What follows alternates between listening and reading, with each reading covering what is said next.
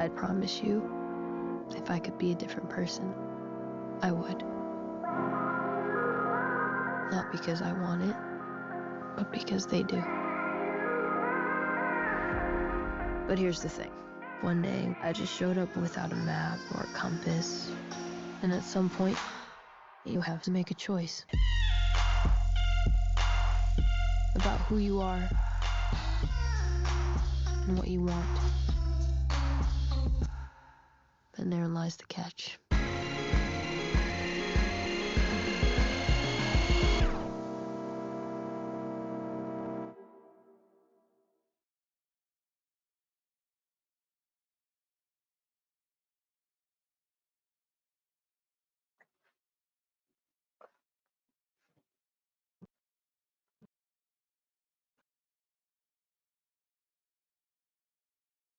All right, there is the team.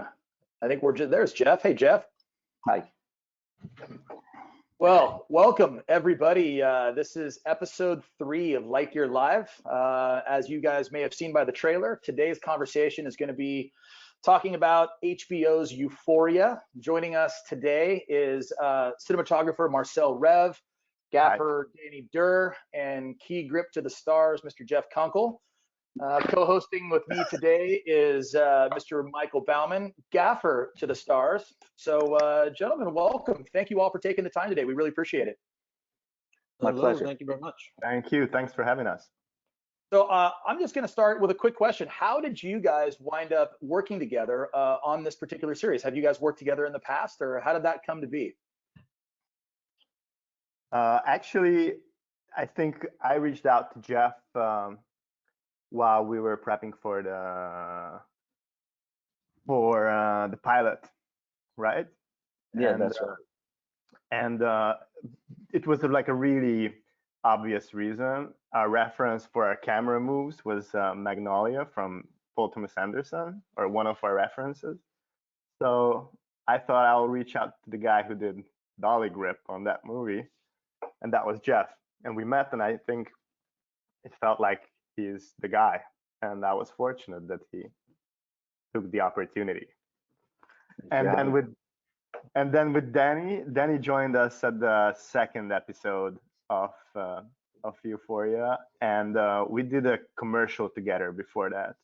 Yeah. And I knew, yeah, and I knew that I was looking for a gaffer for when we got greenlit for the rest of the season. Then I knew that I was looking for someone, and Danny looked like the right guy. So was it, Danny, did you bring out all the toys on the commercial? Did you have like every single LED product on the planet and just overwhelmed? I think it was actually like a PSA that was kind of a freebie, and I was like, well, I'll just bring everything I can. We're understaffed, but we still wanted to provide, show what we were capable of doing. It was good. Actually, most of it was like the exterior, but it was more like having a sense of someone's attitude and just like a personality. I think at one point I was holding the sticks too for the camera department because perfect. Multitasking. It's great. That sounds like a PSA for sure. We wanted to start by just talking about the color palette of the show, and just you guys obviously use a lot of color in this show, and I was just curious, kind of how did the color palette come about? Who did that come from? Sam, the creator, or kind of where were all the inspirations for all this?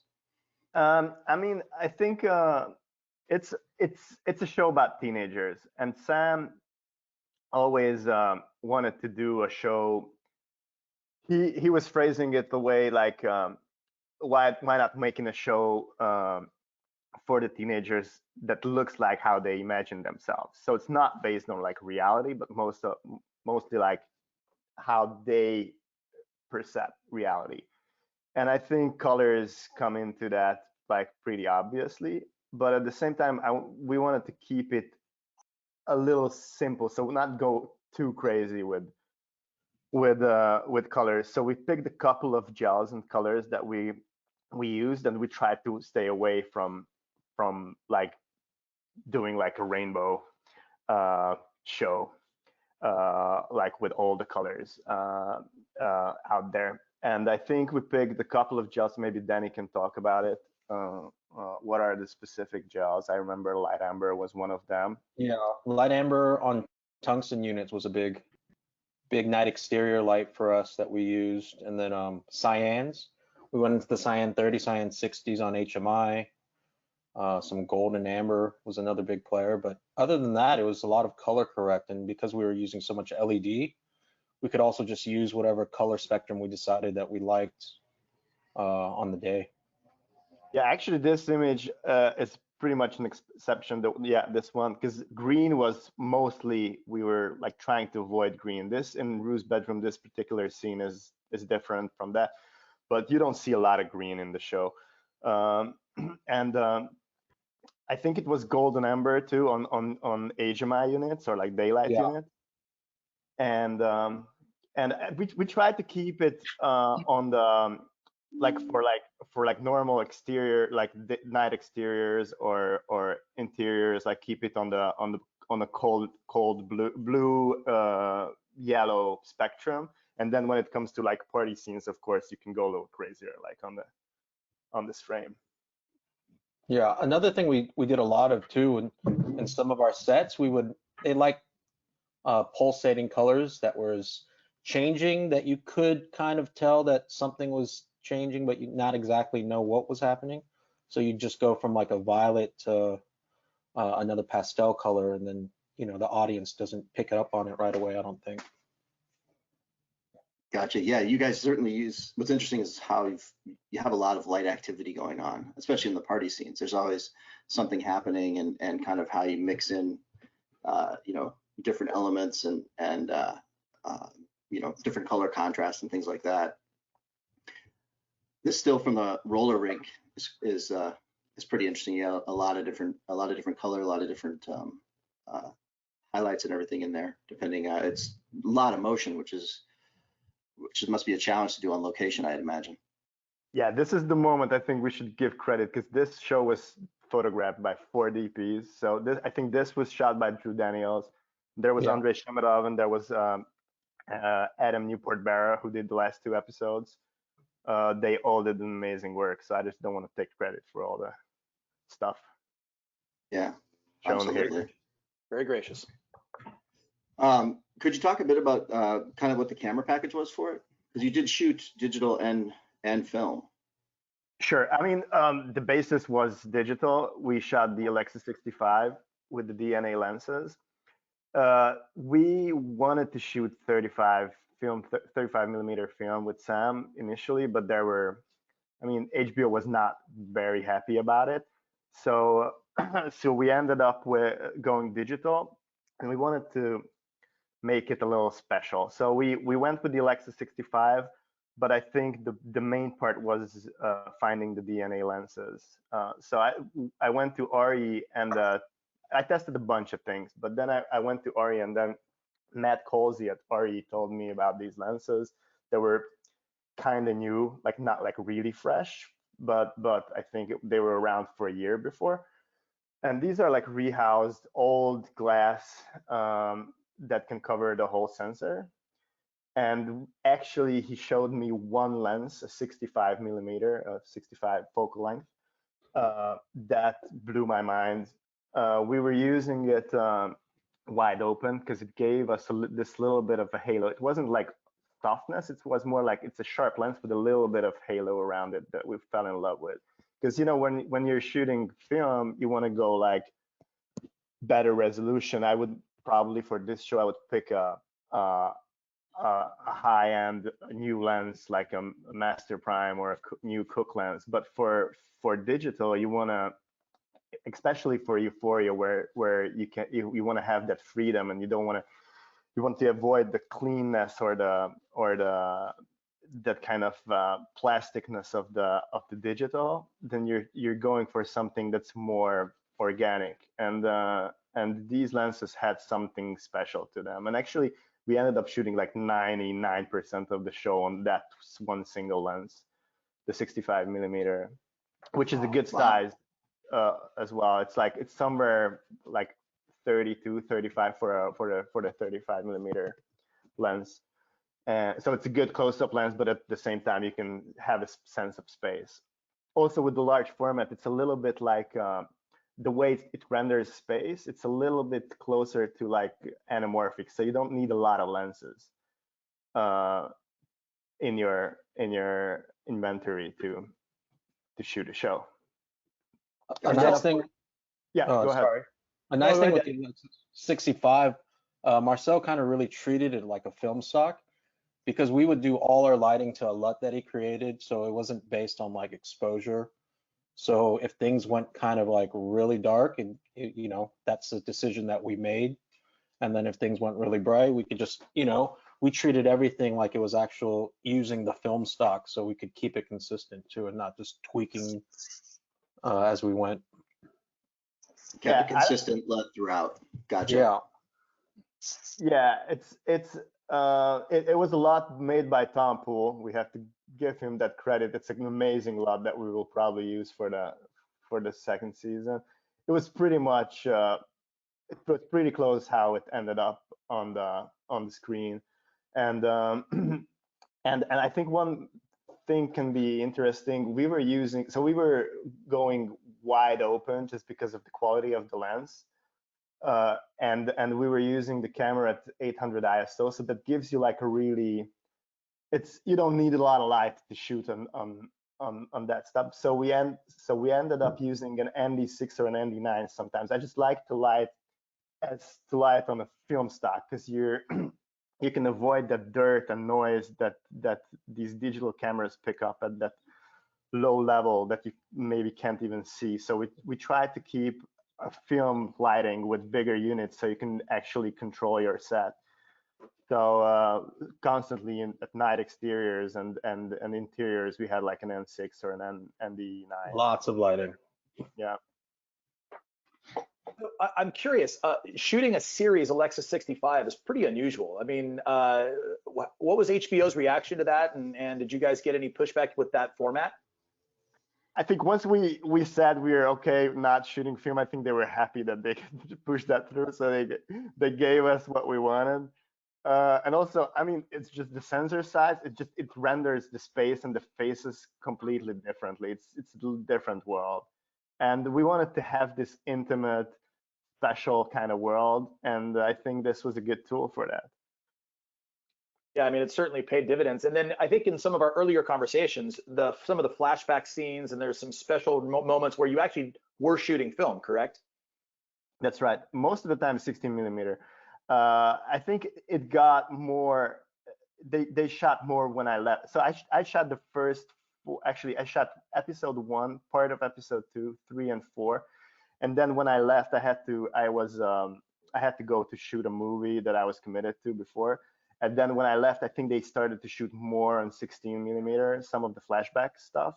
But also we did certain sequences on 16. We even shot some 8 millimeter as well. Wow.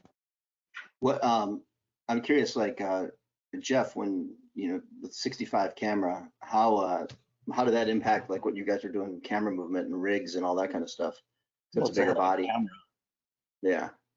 And we did a lot of stabilized heads, the M7. We use an Aurora head. We had that standing by all the time because it could handle the weight of the camera. And I think we did like 0, which is a little insane to me. 0 Steadicam work. It was all, dolly work or stabilized head or, Marcel on the dolly, 400 feet of track daily. But I don't think we have one Steadicam shot in that. No, we had a couple with the football field and on the pilot, the party. But Sam and Marcel like to keep away from the Steadicam. Interesting. Yeah, it was just another show for Steadicam. I think it's more like classical kind of camera movements. Like it was mainly dolly and crane. And that's a picture of one of our go-to tools, the Patriot M7 and the Mini Scope 7. We did use Chapman a lot. They're very helpful. Yeah. Gotcha. It's a really Gotcha. nice. It was a really nice tool. It's Norris Fox, our first AC sitting on it, who had like a. He did a great job pulling that lens at 1.6. Oof, Yeah, yeah, that's a tall order there. But you're clearly laying a lot of dolly track throughout. That's Well, the Carnival, that was probably 300 feet every run. We probably laid 3,000 feet in a week. wow. Very challenging. And then you also see, but you had a sequence that was shooting at an ice rink. Yes, So that was Victor Channing was our ice skater. He did a great job. That's one of the rigs with little hockey pucks. Fun stuff. There was a lot of Yeah. fun rigs on that ice skating stuff that we did. The circular track stuff was pretty cool too. yeah, it's really that scene's really pretty interesting as far as what you guys are doing there. What Danny and Mark, could you talk a bit kind of like lighting wise, units wise, what you did for this sequence? Because I know you had multiple looks in this space.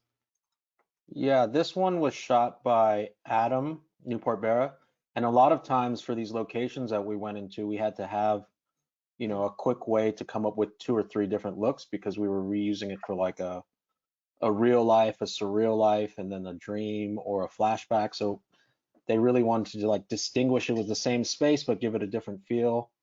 In this, we had a bunch of Cineo lights in the back and I think this was a 5K from the corner. And then another look, we used some follow spots and then some LiteGear tarp lights. This was a fun day, challenging for the rigging team, just because they had limited time to get in there and stuff. They were rigging it like in between ice hockey practice and stuff like that. Really? Where did you shoot this at? Was this at Pickwick or? Simi Valley. Gotcha. Oh yeah, there's a shot of some of the overhead ambient. What did you have outside the windows, deep in the background? That was like an office building, actually, like their office second floor area. So they put paper 1000H. on, 1000H, and then we had sky panel 360s and just along the whole run to try and make it look as even as possible. Yeah, this is a good photo of that circular track rig. That worked out really well because Sydney couldn't skate, so we kind of did a lazy Susan and we wound her up and went opposite of her spin, so it looked like she was actually skating. It looked like a real skater. We have a video clip of some of the shots that you guys have done, and I know that because a lot of times you're modifying sets. If we could play that clip, Mike, but you're modifying sets to fit in a lot of, built specifically for camera movement, and it's kind of interesting how you end up, really building the sets around exactly what you're trying to do with the camera.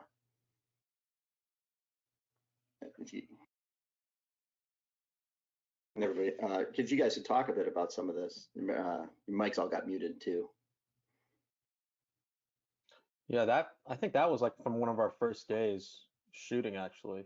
That was a special Jeff Kunkel rig. That was on the fly right there. I think, Jeff, you have to unmute yourself because we can't hear you. This video is like, how many grips does it take to operate? That's impressive. Sorry. Well, the problem is we didn't have the right head available, so we had to oversling it, and it made it a tough shot because of we had to cradle all the cables. Yeah, and we had to cut the wall for this one to land that shot. This is the beginning of the split screen sequence, and this is like a real on-set split screen when the wall is dividing the 2 screens. So we had to land it exactly in the middle where that little line is. A lot of fun things we got to do with this show is like we did everything practically as much as possible. So there was no green screen or blue screen, which is exciting, but also creates all these challenges on how you're going to light the space, how the camera's going to move, how talent's going to move and stuff. So it was really fun and challenging. To that point, sorry, Marcel, go ahead. It was just like on this one, it was really tough to sync the move of the Ferris wheel and our crane move so we can land on Jules and Kat. This shot is great, and it's That's good opening. It's a great opening, and they're going to show the clip here. But it's the way that whole entire. It's some interesting. I imagine a lot of conversations with the production designer and the team about how to create these shots and construction and all that. Yeah, actually, Michael Gracely, our production designer, was designing sets around shots, which is pretty amazing to have that kind of collaborator. And this carnival, while we were shooting there at night, during the day, they'd reorganize stuff to make the space seem a lot larger than it actually was. So they were every day, is like after we'd shoot, they'd come in and move some stuff around according to what shots we were doing. It was a lot of work, those 6 days, 7 days. So like, how does that, I'm just curious, like planning those shots out, like, how does that conversation go as far as, because obviously it's, you know, for something like the carnival, that's a huge amount of stuff, you know, and coordination between multiple departments. Like, is it you storyboard everything, or how does that go? We try to storyboard most of it, and it's with Sam. I think it's the best. He's the best collaborator in that sense, because he's like happy to plan stuff and then he's happy to throw it away on the day, which is, I think, the best combination. Because I think I really like to plan and execute something like really precisely, but at the same time, sometimes it's great to just come up with stuff on the day, and when you see how actually a space lays out, you can really modify your previous plans. And Sam is really open in that sense. So we were storyboarding a lot of it, but for example, at the carnival, like a couple of days before, we were shooting this at Pomona, and I think like the week before, we shot something else next to it. So as they were like laying out the carnival, we were there every day trying to figure out our shots, how they will work. So we moved a couple of rides over, we created an aisle for a camera, so that kind of stuff. Jeff and Danny would come over after the shooting day, and we would discuss whether a crane could fit in here, where to put our condors, stuff like that. Yeah, So, I think the whole sorry. Go ahead, Danny. I think the whole collaborating process, even with like the involvement of visual effects with DVD and what he could and what he couldn't do, the whole process was like everybody was very open about trying to, you know, do these shots that, you know, nobody wants to say no. So it's like, well, what do you need and what makes your life easier until we find something. So it was really good, that process with everybody. So there's some good questions. Sorry, Marcel. There's just a bunch of questions from the audience that I think kind of pertain to what we're talking about. One is, this one's for Jeff, and it's a very quick question. What type of dolly track do you prefer, and were you using at the carnival? We're using a film air. It's because we were carrying 140 feet all the time, and basically Chapman carries. I could get 300-400 feet and carry it all of a sudden. It makes it very. Chapman was very good to us at all times at last second calls. Yeah. I mean, basically one time we got a call. Sam decided at 6 o'clock at night he wanted a 400-foot dolly shot, and Chapman opened up and went and picked it up and did the shot. So it was. As a rental company, those are always you're like, you can't be serious, right? I mean, tomorrow, okay. Yeah, but Chuck and Christine, really, they actually showed up and helped load the truck. But basically, they're 24/7 for us, because we would change the schedule so quickly a day before. So we'd be making a call in the morning, night before, and it's a great company to help. That's great. So Justin's asking, what's the shooting schedule like for you guys? How many days per episode, and how long was the total run for this particular season? I think we ended up with, no, I mean, that wasn't it, yeah, but I think we ended up with 20 days per episode. Yeah. And I think the last two were 30 days, weren't they? Yeah, I think that's an average. So it's not, I think like the pilot was like 16 or 17 days. And the scheduling, like anything that could have happened on this show kind of happened with like actors availability. And then like one thing that some people don't know is like one of the actors that was in the pilot was not in the show, so we had to reshoot his stuff. There's just, you know, being flexible with what we can and can't do on according to locations and whatever scheduling conflicts we had. So that also leads to another question that one of our attendees is asking. What was the prep time like for this? I mean, did you guys have an opportunity to do any previs work, or was it like, hey, we're going to shoot this show and go have at it?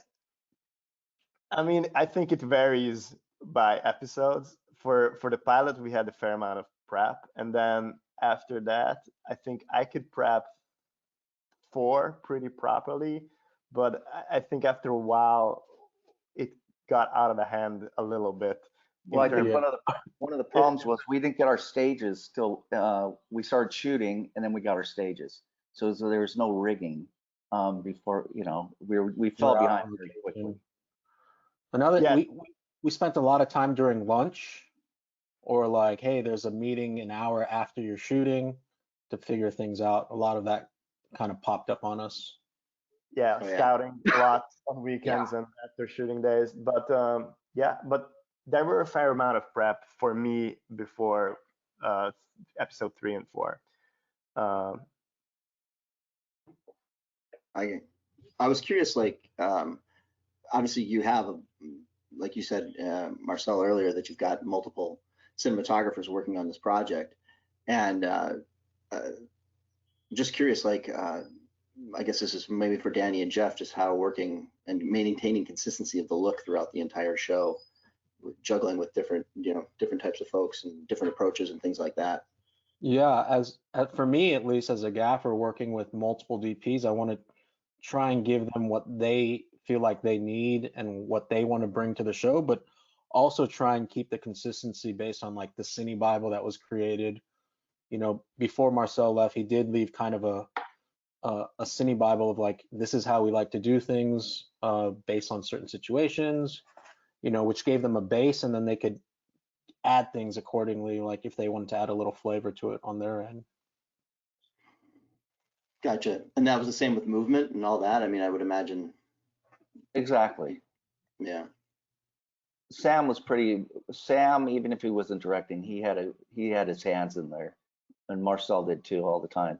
They were talking all the time during Marcel's absence. Yeah, but I think that all the DPs were doing their own thing, to be honest. Like I never gave directions to any of the DPs or that came after. Whatever they did was their own stuff, and I think Sam kept it really together, and at the same time explored new ways to do stuff with the new DPs. And I'm pretty happy with what they did, to be honest. Yeah, that was kind of one of the greatest things, and sometimes the challenging things with Sam. We'd do something, and then maybe he saw it and he'd be like, well, how can we do it differently, or how can we? So it's really challenging you and pushing you to, like, you know, well, I know I can do it this way, but can we make it more interesting, or what can you do to make it better and stuff like that. It was great.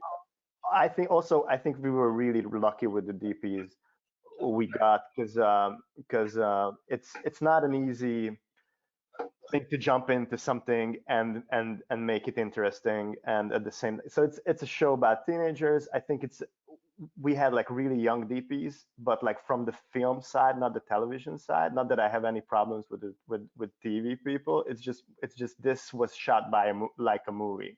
This was most of the times we had 2 cameras, but it was more like a splinter second unit camera. We had 1 camera setups, and we were lighting for 1 camera, and we got the chance to work with DPs that are from the film background, and really all of our DPs operated too, so they were very, wow. you know, they were in it all the time. And Jeff and I were at the DIT with Justin, just trying to have his back as much as possible.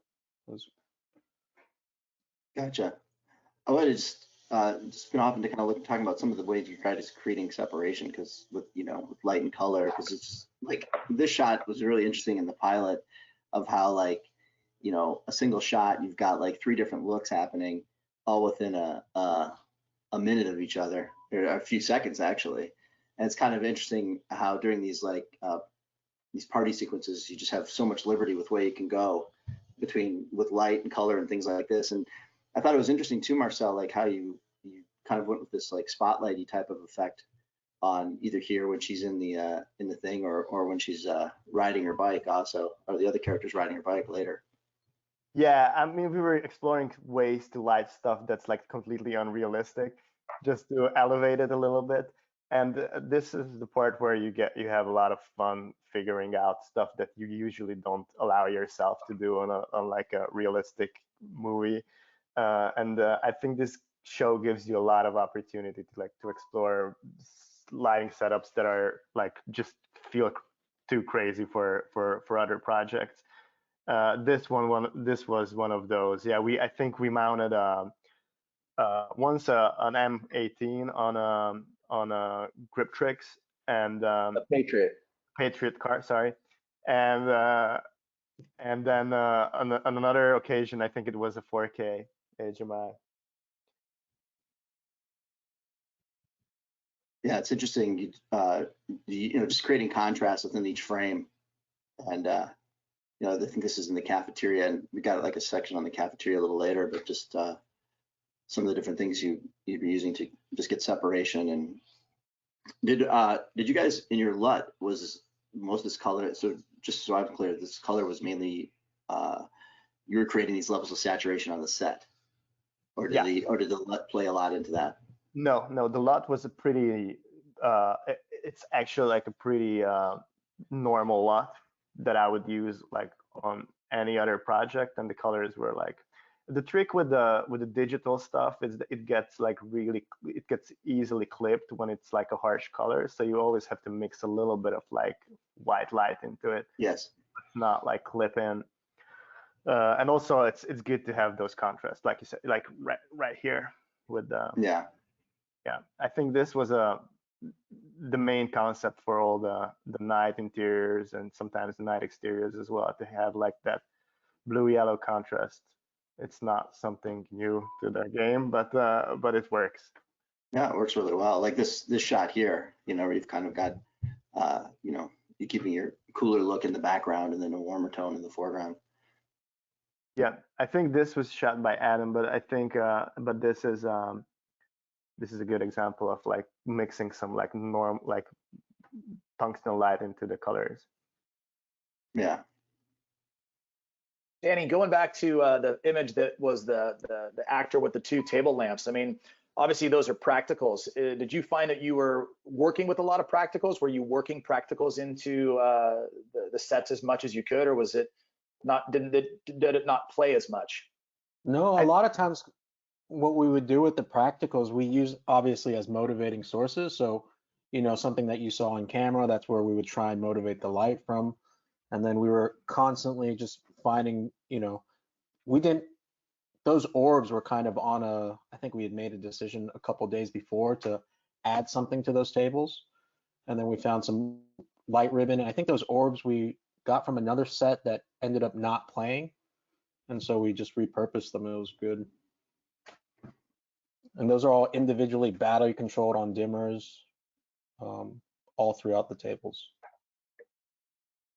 Gotcha. Yeah.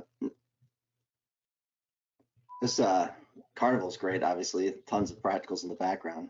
Great way to get some excellent separation and depth.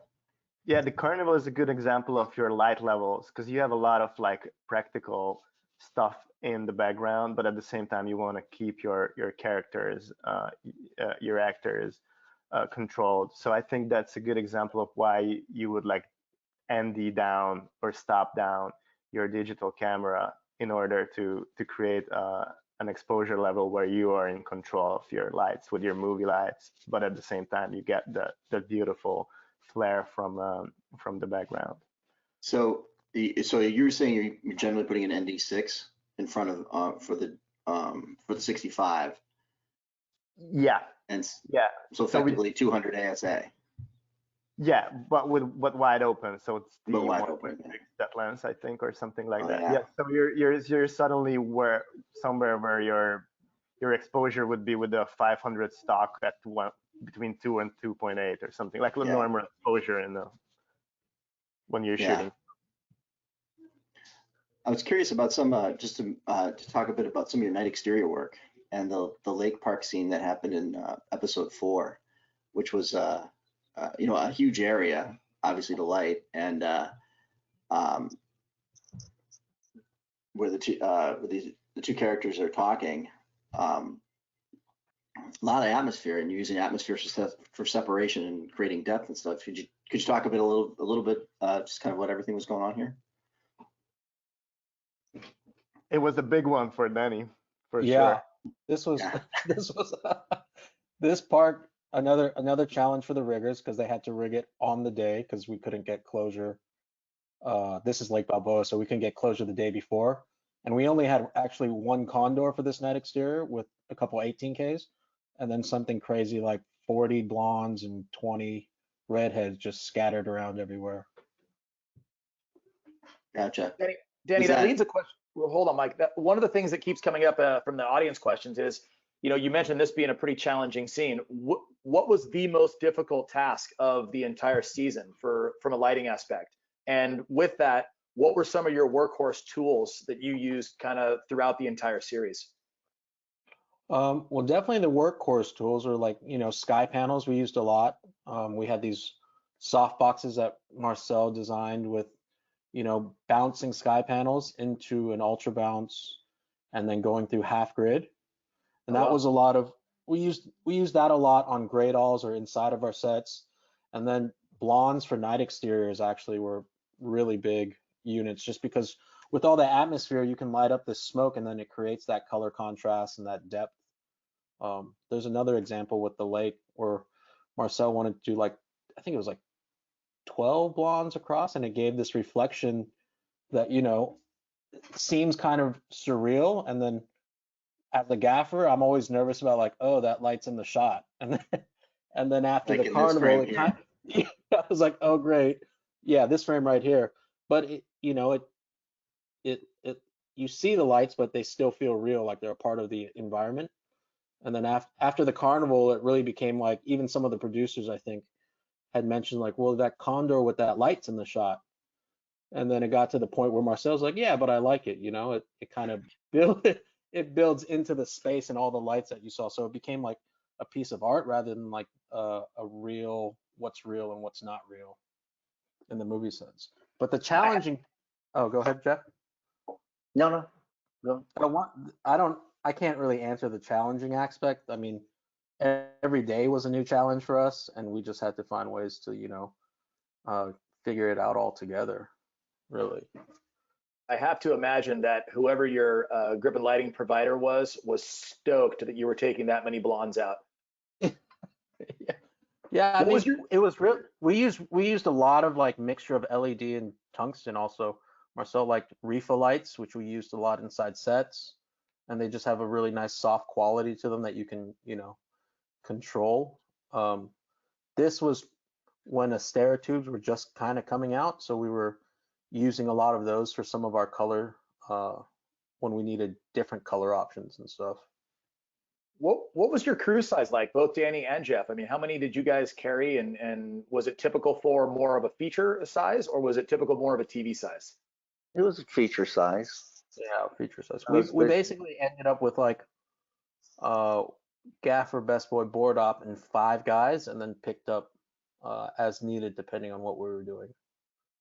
So. And so you carried a board up every day of every episode.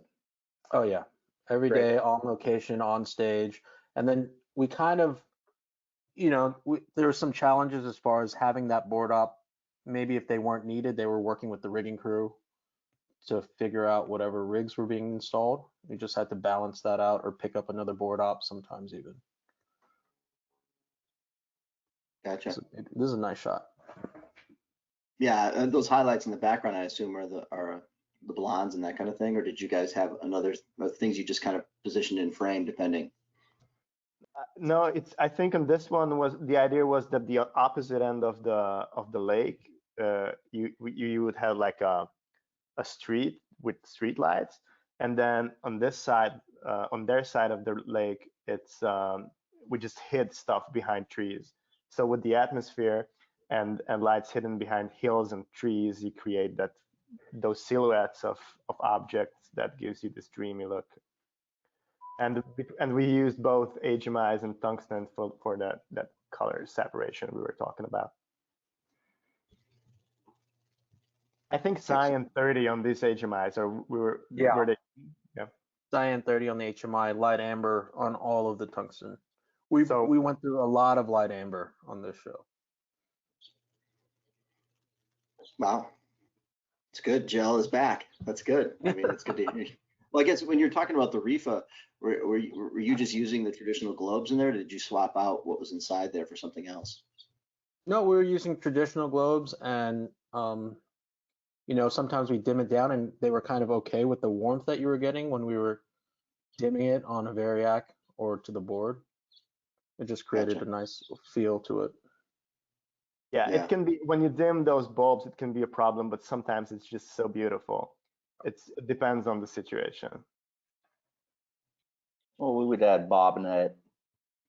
Yeah, we do a lot of bobbinet. Well, you guys did a fair amount of stage work, which I think you mentioned was at Sony Studios. But I want to talk a bit about what you had going on in the cafeteria, because that was there's a lot that plays, a lot of different looks that you had to have for that particular environment over the course of it. Could you talk a bit about how you kind of lit this space, because it had a lot going on? Danny?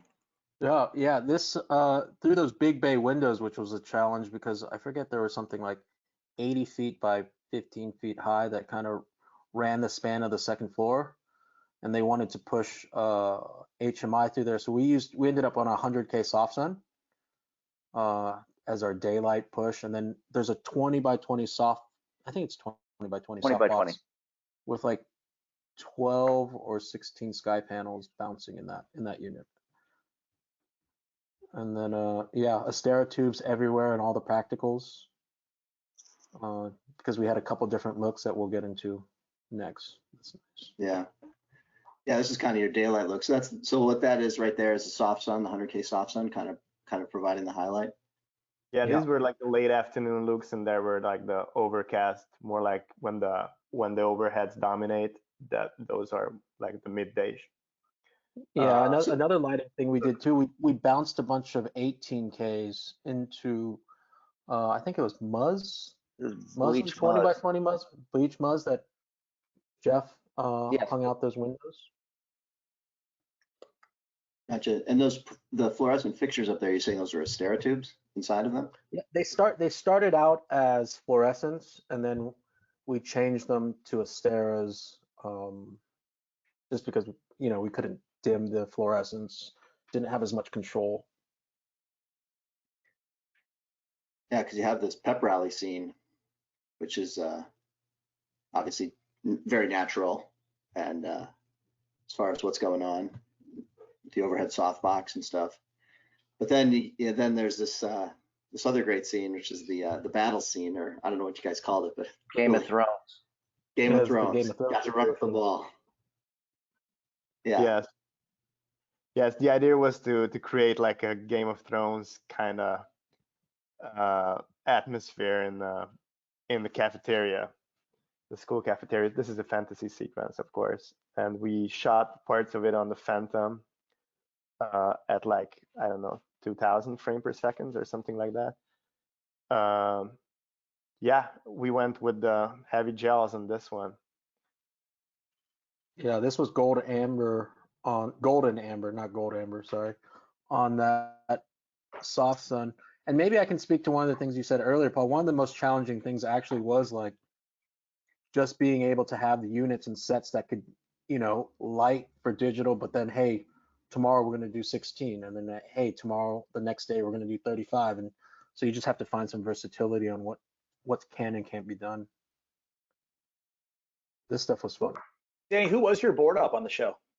I had two board ups. I had Graham Bremner and then Tim Vanderlyn. Both did excellent jobs. It was, you know, we had some challenges because, like you said, we didn't have a tech that we carried, and the dimmer board kind of had to become the tech when needed, and somebody would replace them. So, but they were great. It's just the communication, you know, with them was awesome. Just between all the departments, rigging, and between other departments, we just had to stay on top of it.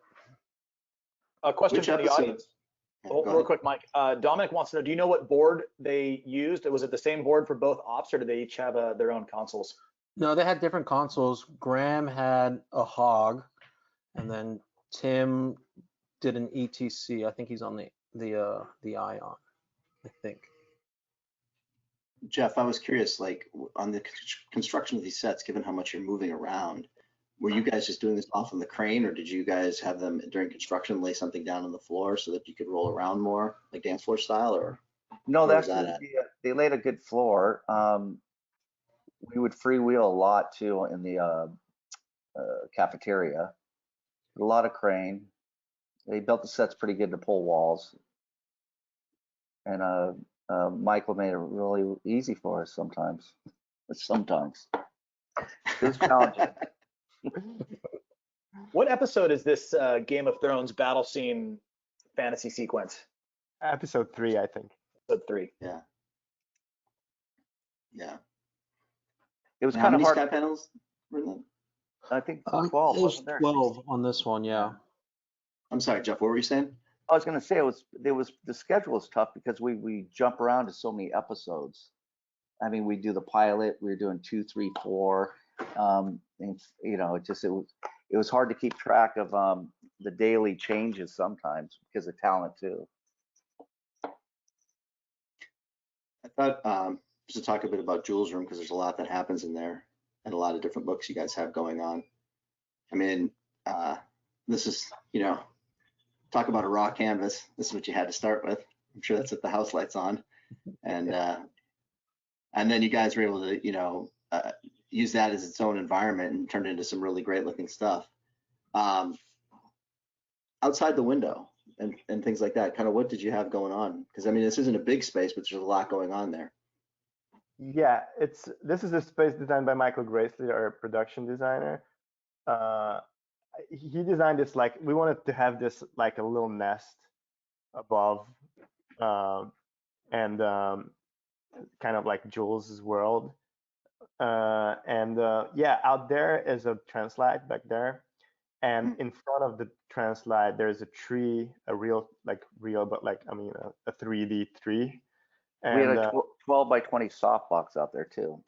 yeah, above it, Yeah. and I think between the tree and the backdrop there is I think it's a paracan, but something like a tungsten source that represents the sun and creates this flare. And we have a lot of ambient bounces on the left side, and I think basically that's it. So the softbox that hard sunlight, the light that lights the backdrop from behind, and the bounces from the left. Yeah, a lot of our daylight stuff, we never did like HMI direct.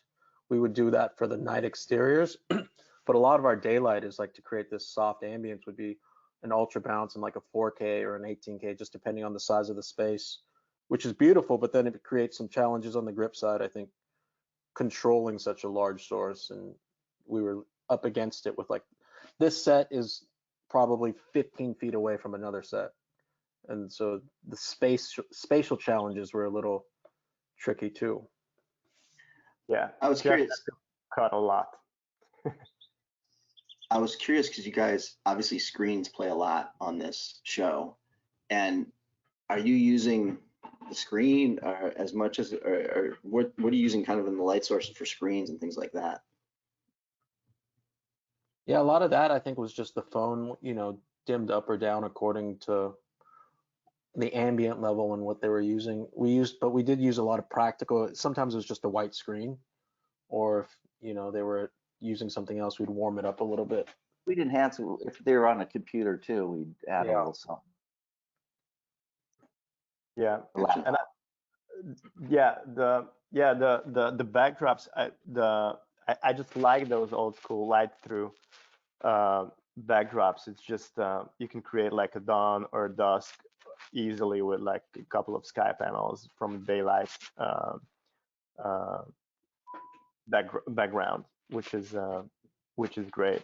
It's just like old school filmmaking. That's great.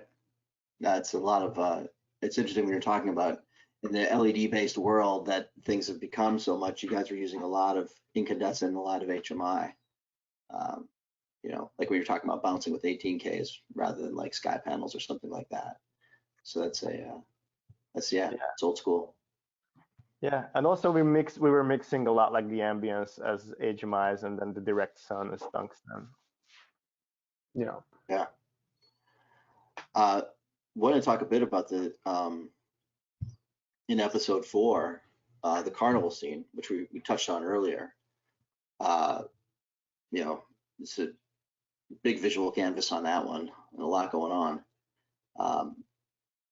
How many nights did you guys have to shoot this whole thing?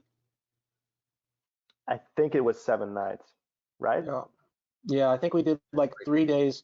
We stayed out in Pomona for 2 weeks, and then the first half of the first week was a bunch of school stuff because there's I think it's an old, I don't know what the compound is actually. It's like an old Cal Poly. psych ward maybe. Yeah.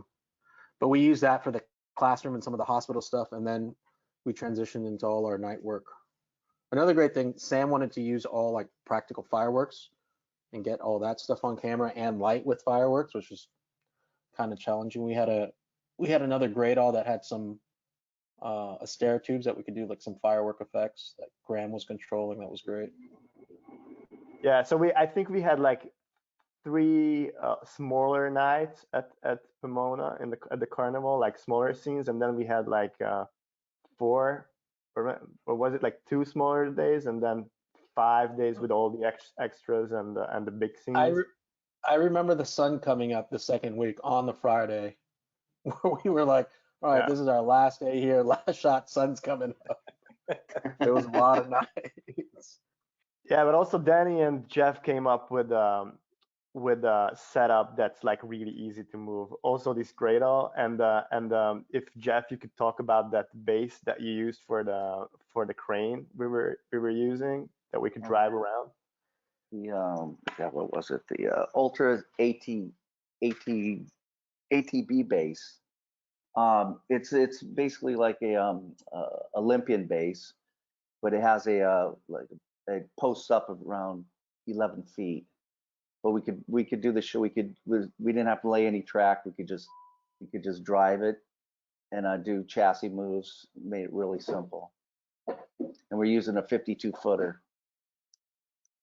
Yeah, so we were able to like jump from a dolly shot straight to something else with the second camera. We had K2, who was our second unit DP, and she was like leapfrogging for us for the next setup. So it was a combination of dolly shots and crane shots. And Danny had four condors, right, out there. Yeah, four condors, 2 Gradalls, and like 8 12 light maxis that we were using in the background to light up atmosphere and light the world a little bit. Yeah, and then we created like book lights and sometimes used those sound boxes on the Gradall for the foreground for like our actors. For this shot in here inside the tent, it's a Light Mat 8 that's kind of playing like an overhead softbox in each of it. So it kind of gave, with a lot of these shots that have all this movement, you have to give a little top light just so there's freedom to look kind of 360. And then that combined with all the movement in the background, you know. So one of the questions that has kept popping up from our audience is about rehearsals. I mean, obviously, Jeff, with the amount of camera movement that's going on, and certainly you've got a lot of scenes with a lot of background and a lot of talent. How much did you guys get to rehearse? I mean, did you really get to work this out, or was there a lot of discussion ahead of time? You know, were you guys working out through lighting plots and through blocking? I mean, can you just explain that process to us? We would the day of the we'd show up early and we'd kind of block out the crane move and then get ready and then basically do about 3 quick rehearsals and then just go for it. So it worked out really well. I forgot Tim Collins was our dolly grip. He did a great job.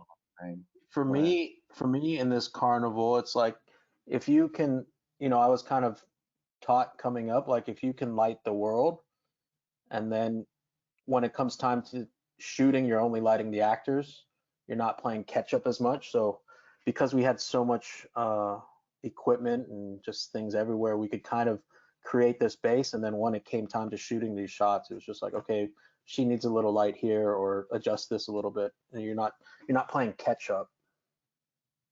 Yeah. So we were using those 4 condors around. So we were not really moving condors. We were just Yeah. switching. And then the maxis were playing a big part of the background with a lot of haze, and we had like natural dust from that field, which was like really a pain in the ass for shooting, but looked great. Yeah. We wanted all the smoke. Yeah, and then I think by the time we got to a setup, those things were in place already. So Danny took care of it while we were shooting something else, and we were just tweaking close-ups. Yeah, we've had a lot of people, who are asking about the atmosphere, and I think Mike had touched on it a little bit. The use of atmosphere and separation. What was it? I mean, was it just was it a combination of haze and smoke, or did you guys stick to one medium? It was all haze. Yeah, all haze. I mean, except for Tracy here. did a great job. Yeah, haze. But here it was dust and haze, which is not really Yeah, that was. It was a very scientific combination of dust and haze. An excellent balance, perfectly timed. Yeah. I was gonna say you must have had a great relationship with the special effects department. I mean, as far as like just They were amazing. Yeah, Blooms did a great job with just everything, and they were, like I said, everybody in every department was very communicative of just like, hey, tomorrow we're gonna need this, and then whether it was special effects or even like Donnie in the makeup department saying like, we're gonna do some lighting here, we're gonna do some like this kind of makeup on her eyes. What kind of lighting are you gonna have? Can you help enhance that a little bit? It was great. Yeah, that was a question. Oh, go ahead, Marcel. I'm sorry. Go ahead. Sorry, on the carnival, for example, like these shots, like the first shot, that long traveling shot. It's a big part of it is the cast that they were like so dedicated to do. Sometimes it takes like 10 takes to land something that's precise, and they were really dedicated, and so without that kind of attitude, you're not able to pull off something like that. Could you talk a bit? I was curious because how makeup plays in this overall for the show, and your kind of the relationship with the makeup department, because there's a lot going on in that space. I mean, they did an amazing job, and I was not giving any notes to them, and I think so I had zero input in the makeup part, because once I saw it on the first test for the pilot, I was like convinced that I'm sure that they don't want to have notes from me. They have better sources to go to about makeup. But to that point, and there's actually a question from the audience from Brian here. You're dealing with a lot of different skin tones throughout the entire season. How do you address sort of lighting and dealing with those different skin tones? I mean, it's sometimes if in one scene you're dealing with 2 actors who have like really different skin tones, sometimes that can even play for advantage. Everyone is talking about what challenges this can bring and whatever, but sometimes it's actually, I think the contrast between, for example, Rue and Jules' skin tones play really well with in this show, and you want to actually emphasize that contrast and not like bring the 2 tones together. And sometimes it wasn't a big difficulty to deal with that. Because we were not going for evening it out, Yeah, and I think a lot of the actors, because they are younger, they were a little more forgiving and didn't require as much like, there weren't specialty like we need an eye light for her when she's on camera. It's just like it was their skin tones and their complexion was very forgiving when we were shooting them. One thing I noticed that certain lenses work better for certain skin tones. So for example, DNA lens, the 65mm DNA lens works really well with Jules, with Hunter's skin tone. And then a little warmer lens would work better with Rue's, with Z's skin tone. So it's like it's tools you're picking for a certain close-up. Yeah, I think I was reading when I was researching for today's conversation, Marcel, you had talked in another interview about the key scene where Rue and Jules first meet outside the party in episode 1 in the pilot. And, you know, the two lighting contrasts, you know, very blue on Jules and very warm on Rue's character. It's interesting because I think it set the tone for a lot of what you guys continued to do throughout the rest of the series. Yeah, it's always a color contrast, sometimes within an image or within a scene, and sometimes between the scenes or characters. Yeah.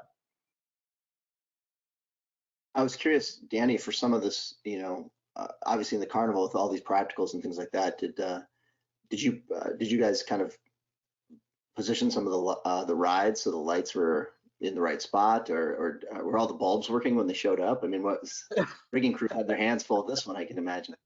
The one thing I do remember very specifically from the carnival when we were going to use the practicals, there were some, you know, that some of them, a lot of the older ones are tungsten, but they have some newer ones that have LED, which is, you know, is like, okay, how you don't know where it's from, and you know, you get a flicker, which is another nightmare of mine. If you get a flicker on, it's like, okay, there goes my job.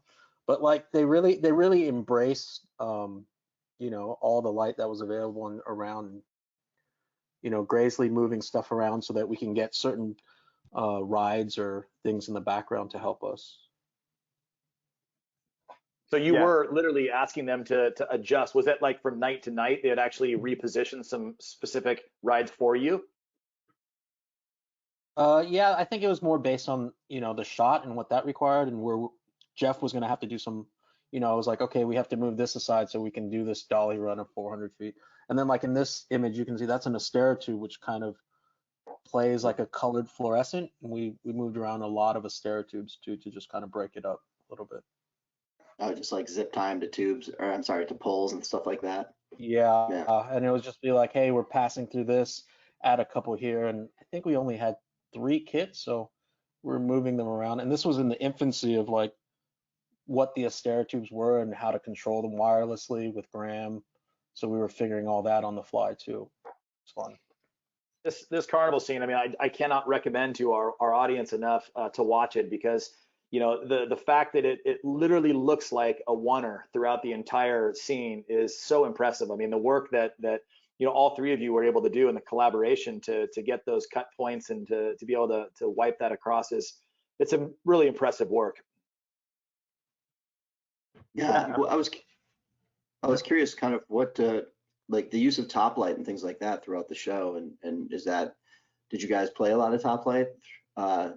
You know, like you'd mentioned earlier, Danny, that was kind of like an ambient source in some of the tents and things like that, but just like kind of what was your philosophy on light direction?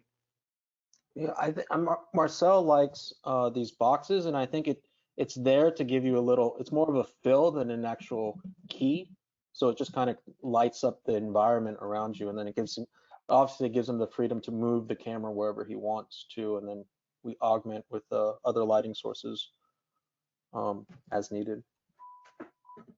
Yeah, yeah. We had a lot of top lights in the bedrooms, like these kind of boxes, 12 bys, 8 bys, even 4, sometimes just 4 bys, and yeah, it's never the key.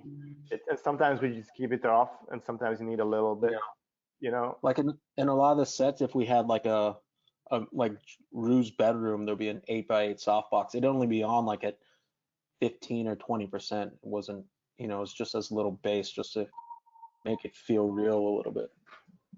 Yeah, also there's a lot of movement in this show, so you carry someone from one corner of the room to the other one, and sometimes you just have to fill in those gaps, and this is a good thing to have something between 2 light sources.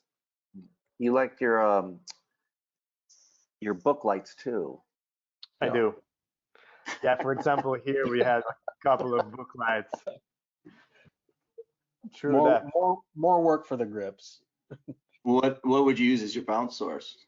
Bleach muslin or ultra bounce or? Ultra bounce and light grit a lot, and egg crates and just cut it up. And then Yeah, depending Jeff on likes the Moz a lot. He's pushing it, and he will use it in season 2. I know that this will be a big change in season 2. We'll use unbleached Moz. And then for me in those book lights, it's just depending on what Marcel or any DP actually is asking for. If they're asking for color, then it would be like a couple sky panels bouncing or a 360, but if it was like, hey, I just need a tungsten push here, put in like a fey or some blondes to light that up. I'm sorry, did you say a fey?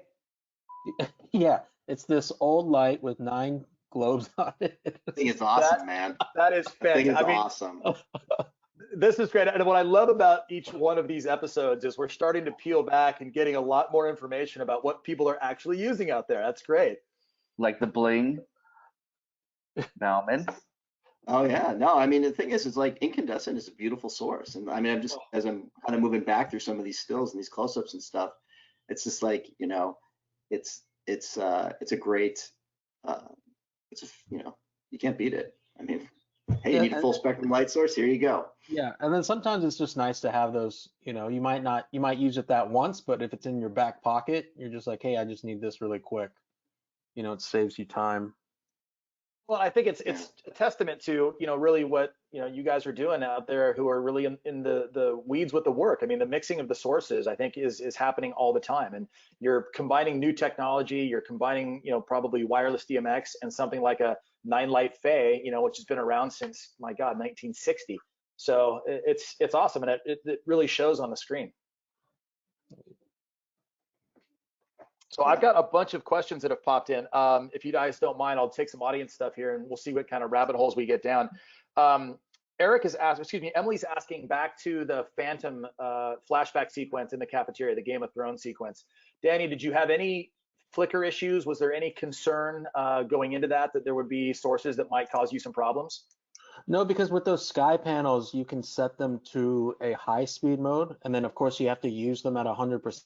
So there's not a photo example in it, but at one point we lowered that softbox, maybe it was like 3 or 4 feet above talent. And so we kind of adjusted the exposure level by raising or lowering the softbox. As long as it's in high speed mode, you don't have any issues with the Phantom. And were you still using the soft sun at that point too, or was it all sky panels at that point? At that point, for that stuff, I think it was just the sky panels. It's a great sequence. A lot of fun. So one of the questions too that came up is, this goes back to something that you guys had talked about earlier on in our conversation about the Cine Bible.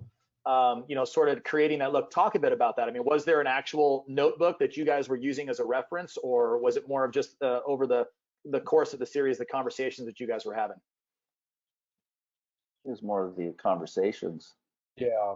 It was just a base for us, like Marcel said, like, hey, we're gonna stick to the ND6 always in here, or hey, these are kind of the color palettes that we like for the night exteriors with cyan on HMI, or if you're trying to warm it up, use the light amber. That kind of just flowed throughout the show. It wasn't like a written Bible. It was just a Cine Bible.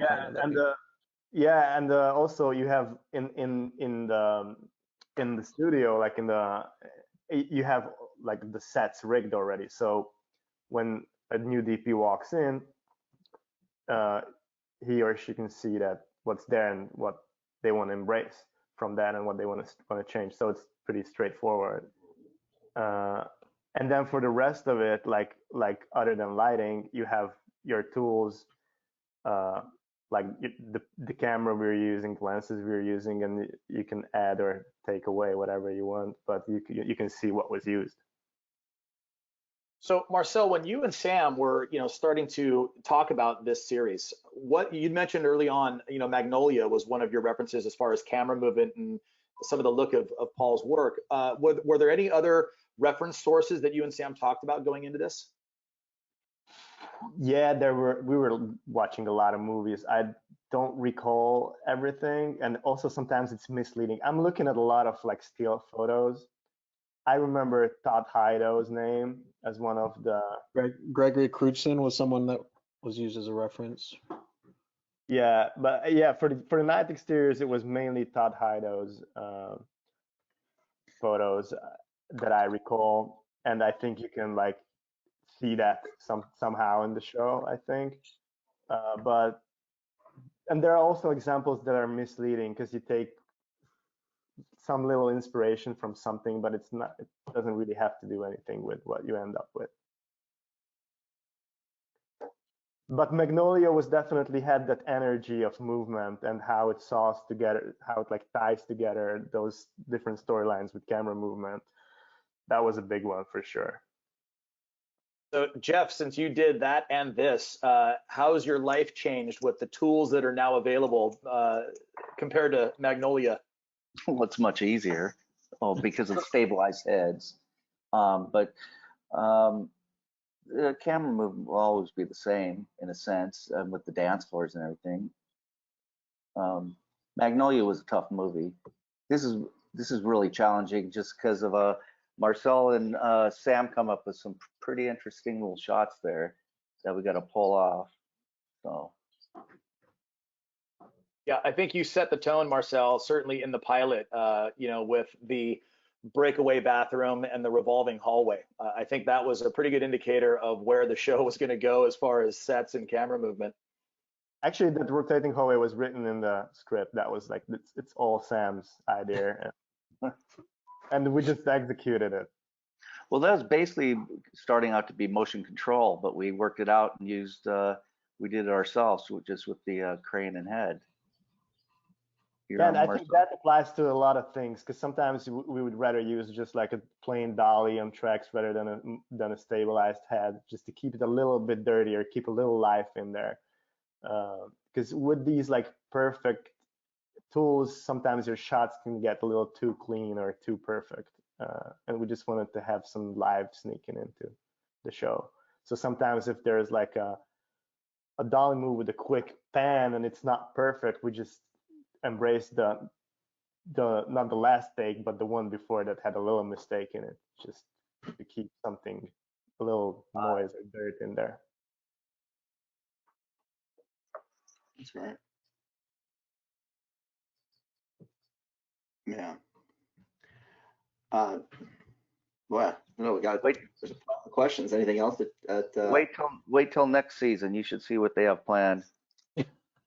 Well, that actually is one of the questions that just came through from one of our audience members. What are the conversations? I mean, where are you guys with the second season? And obviously the situation we're all in right now. Talk to just a little bit about what the plan is. I mean, we were a day away from shooting. Basically, we were supposed to start March 16th, and then with the current events, we got postponed, and we're not shut down. We're just postponed until it's safe to come back, I think. We're coming in with the challenge too, because we had to shoot out Zendaya by June, I think it was, Marcel, right? So we're gonna do 3 episodes. I forgot exactly how that worked, but yeah, I don't remember that the schedule, but yeah, it will definitely change now. And but we don't really know what will happen. I mean, no one knows what will happen in the world. But the plan is to go back and start shooting as soon as possible. I think that's HBO's plan, and that's everybody's plan. And we will change, if the question was referring to what we will change or what will be different. I think there'll be I think the intimate aspect of the show will evolve in a way, but I don't want to give away too much. Yeah, I think for us too, it's kind of we're all dealing with something, but also it's kind of an exciting time, because when I got into the business, everything was film, and then we saw it transition to the first digital set, and then with the lighting, like you said, from like tungsten to LED, and now we're kind of seeing this pre and post pandemic, and it's on all of us really as filmmakers to figure out, okay, how do we work in this mold now?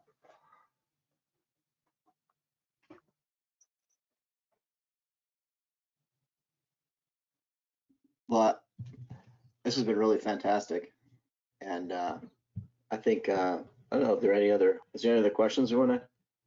There's so many. I've never seen so many questions in my entire life. This is amazing. I mean, the audience has been phenomenal. I'm trying to kind of feed them in, as honestly as I can here. Mike, why don't you just do me a favor? Just give the boys just vamp for me for a second. I'll pick out some good questions here. Well, I was curious, Marcel. No, I was just curious. How did you and Sam meet?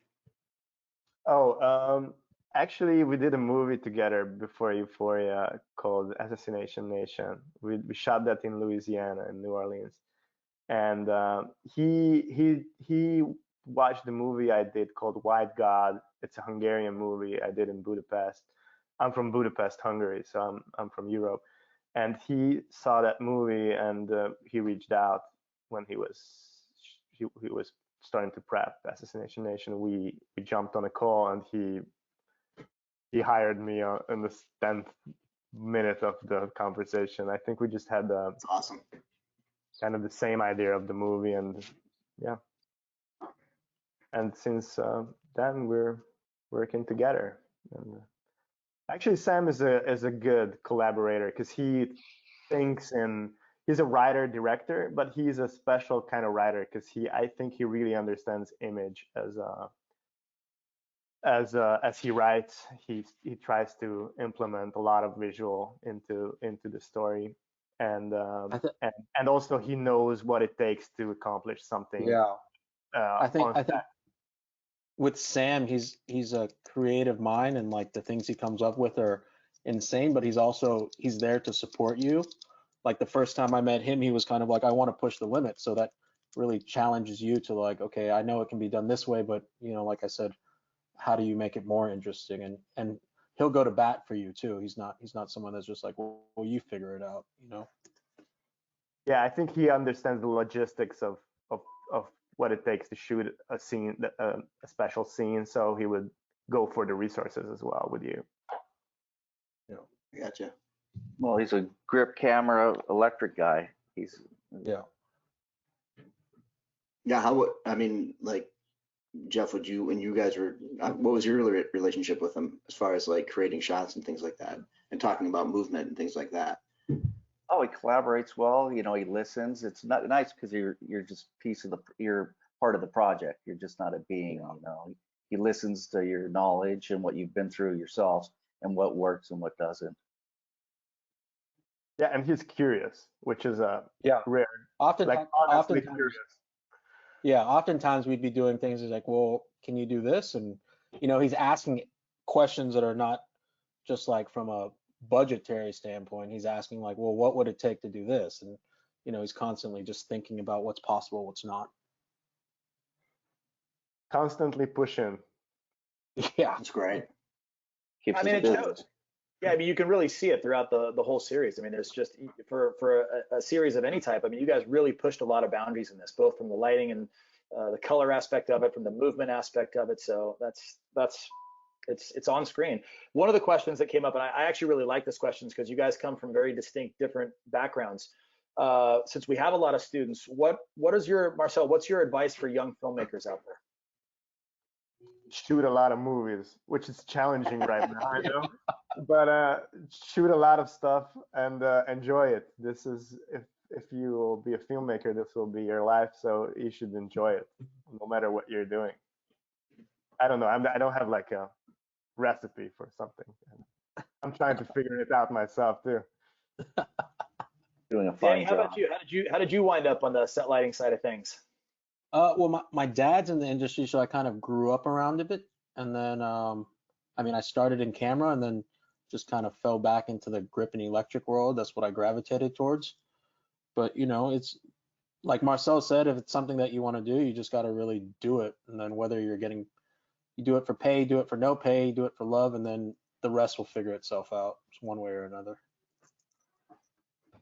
And Jeff, you've already been outed for doing Magnolia, so we know you're an elder statesman here of the group. What do you think? How did you get into this, and what do you recommend for people who want to do what you do? My family is all camera. Grandfather, my dad, my brother. I ended up being a grip, which it's a fun job. Just enjoy it, embrace everything. It's good. It goes quick. And I think one thing that people should be mindful of is like us as the filmmaking community, don't be afraid to reach out to people and ask for like, if you know somebody's done something, ask them how it's been done so that you can put your own spin on it, or Exactly. we all want to give back, and there's no secrets here onto how we do things. We Yeah. still call our friends all the time for Yeah. info. That's great. That's how it is. It's a strong community, and yeah, there's no one has all the answers, so it's good to do that. Mike, I've got one more question here from a Jeffrey is asking, and I think you were touching on this, Danny. As far as the new working environment, none of us are really sure what we're getting back into. And when you guys look towards the second season, are you going to change any of your lighting styles or your lighting tools? Are you thinking about that process now? I mean, yes and no. You kind of got to see what guidelines come up for us, just based on, are we moving towards like using smarter lights, which require, less people, but more people at the same time to install them and rig them, or, are we staying in smaller spaces? We just really have to see where we're going with everything. I think there are going to be more intimate, smaller sets to start. And then as projects evolve and people aren't getting sick and things are getting better, things will go back to a new normal, I guess. Yeah, great. I think we would be here for the next 2 hours if I went through all these questions. So I think this is a great opportunity to wrap it up. The last question actually here is for Bauman. Marcus is asking, is that a console in your bedroom? Yeah, I have a hot console in here. Hot, yes, because it's connected to his ceiling light.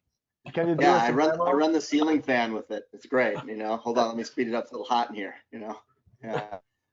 Yeah. This is how we're all co-opting our spaces and turning them into what our needs are. So yeah, it's good stuff. Got to keep the skills sharp. Yeah, no, I'm sure you and Barnes are talking all the time and working on each other's consoles. That's great. Well, guys, thank you guys. I'm with Mike. Thank you all so much. This has been a fantastic. Once again, an hour and a half breezes by. I think this is so great of you guys to give your time and spend some time chatting with Mike and I. I mean, we really appreciate it. Definitely. Thank you for having us. Thanks for having us. Really appreciate it. Yeah. So look forward to season 2. We'll look forward to doing this in person next time. So that's going to wrap up episode 3 here, talking with Marcel and Danny and Jeff on Euphoria. For those who came in late or those who weren't able to see this live, this broadcast is being recorded. It will be posted to the LiteGear Live portion of our website. That should go up, I believe, tomorrow. And then with that, stay tuned for the announcement for next week, where we will be sitting down with Jeff Webster, Derek Hoffman, and some of the creative team behind The Mandalorian, and getting into some of the technical wizardry that those guys are using on that show as they just wrapped up the second season. So again, to the Euphoria team, gentlemen, thank you so much. I appreciate you joining us, and we'll catch you all next time. Thanks, guys. Thank you. Thank you so much.